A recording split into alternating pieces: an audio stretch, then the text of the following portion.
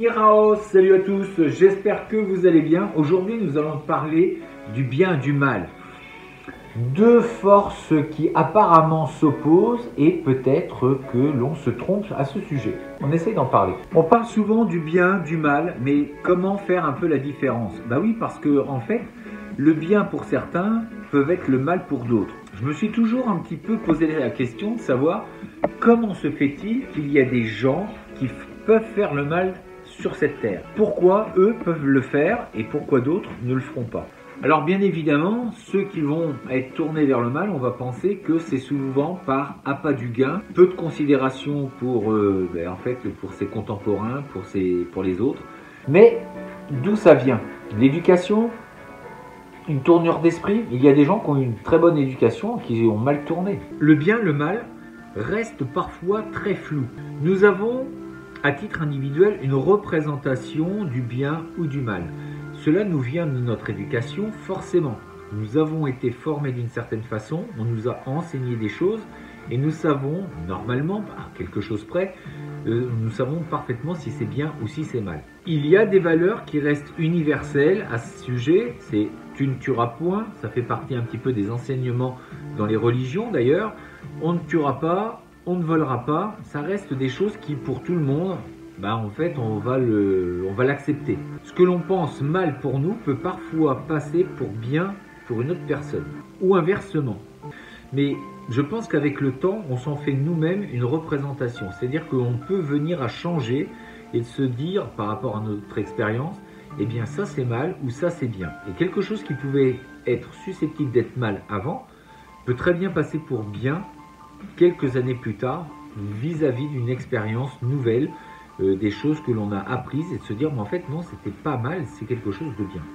Un exemple, l'égoïsme. On nous dit parfois que c'est pas bien de penser à soi, mais est-ce que c'est vraiment mal? Est-ce que ce n'est pas bien de penser à soi parce qu'après on va pouvoir aider correctement les autres? Est-ce que d'abord ce n'est pas une raison suffisamment valable de s'occuper de soi-même pour pouvoir aider au mieux les autres?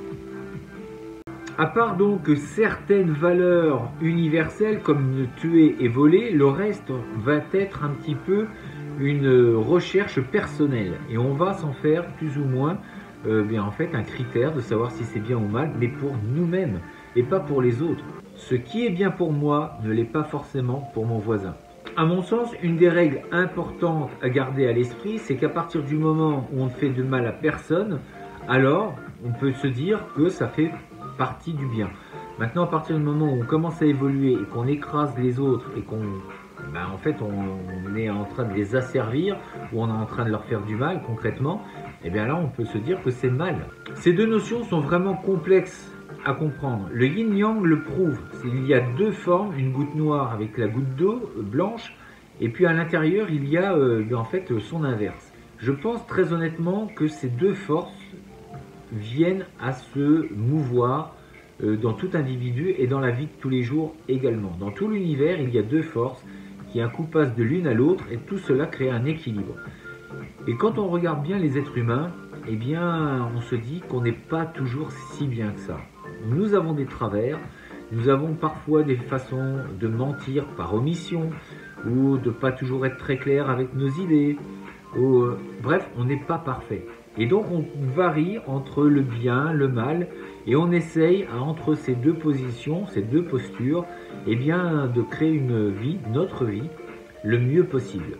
Et on ne peut séparer les deux. Parfois, il faut que nous soyons mauvais pour devenir meilleurs. C'est parce que l'on prend conscience du fait qu'on a fait des mauvaises choses qu'on a envie de changer et qu'on va se changer. A contrario, on a des gens qui sont tournés vers le bien et qui peuvent parfois être déçus et à force de ne pas être reconnus, peuvent parfois tourner dans un côté sombre. Nous avons toujours cette façon de choisir notre vie. Nous avons le choix. Nous avons ce libre arbitre qui est là en fonction de nos croyances, en fonction de notre éducation, en fonction des lignes de conduite que l'on se donne.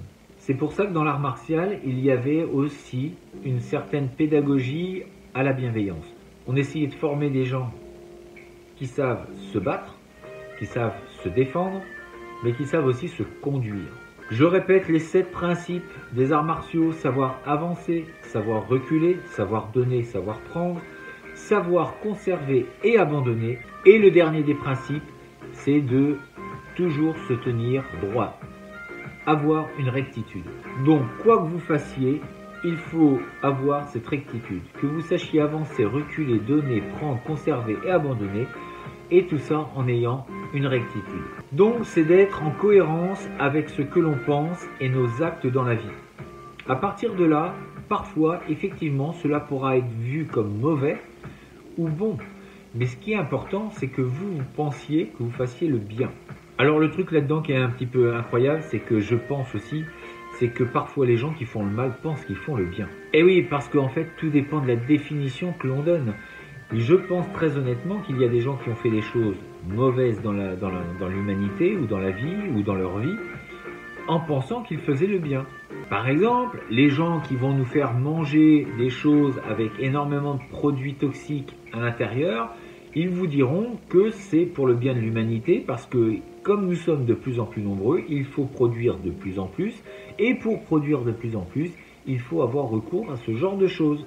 Mais je suis persuadé que ces gens-là, dans leur tête, ils font les choses pour le bien de l'humanité, en sachant pertinemment qu'il y a des répercussions qui seront néfastes. Donc pour eux, c'est sûr, ils auront trouvé une solution qui est bienveillante. Ils diront: moi, ce que j'ai fait, peut-être que j'ai mis des produits comme ça dedans, mais il n'empêche que j'ai nourri des millions de personnes. Ouais, vu comme ça. Mais là, le dernier principe des arts martiaux, être en rectitude, ne pas faire de mal aux autres. D'où l'importance de la bienveillance, à mon sens.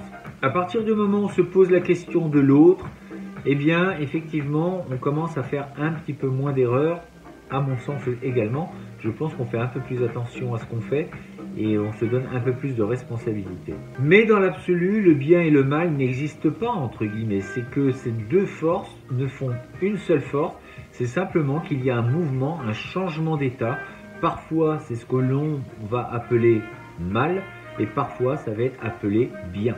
Dans les arts martiaux, il l'avait bien compris, et c'est pourquoi il était long au niveau de l'enseignement d'acquérir certaines connaissances. Il fallait s'assurer que la personne ait un bon mental et une façon de penser positive et non de vouloir détruire.